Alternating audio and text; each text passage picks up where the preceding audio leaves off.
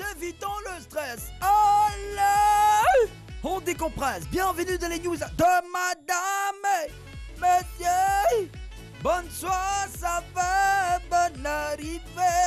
Voilà, commençons aujourd'hui en Inde, au pays de Vaidei. À cause de ballon, il a coupé 12 ans dans son âge. Gaurav Mukhi était la star de son équipe et de son quartier.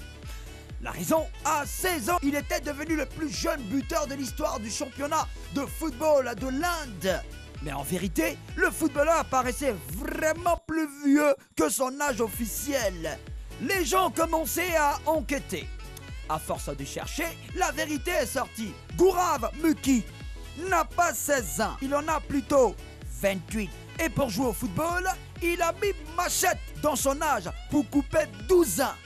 Les gens qui pensent que c'est en Afrique seulement que certaines personnes diminuent leur âge là. Venez regarder ce que Gaurav a fait en Inde. Ça veut pas dire qu'il faut encourager la coupure d'âge dans le sport.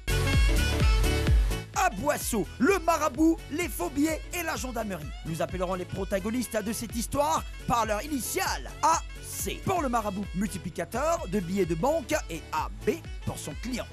AB voulait avoir 800 millions.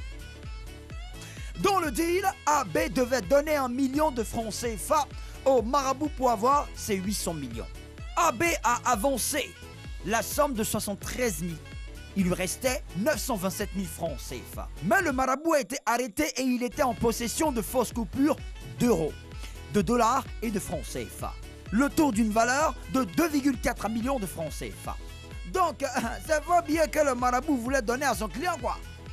Ah bon, même marabout, même malo. Insolite, voici l'hôtel le plus hanté. Le quotidien USA Today vient de faire le classement des hôtels les plus hantés des États-Unis.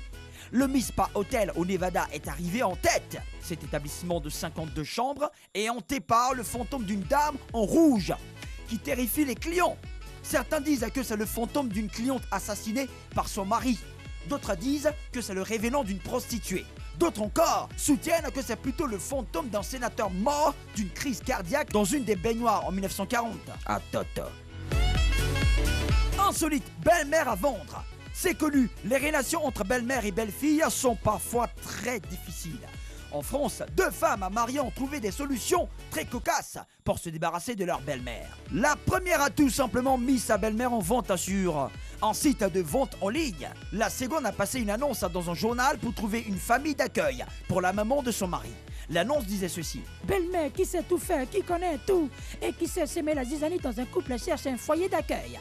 On ne sait pas si le plan des 2 femmes a marché, mais une chose est sûre, si la belle-mère en question voit ces annonces, ça va chauffer, hein? Ah oui. C'est tout, le temps presse, évitons le stress. Alors, on décompresse. C'était les news de madame, messieurs.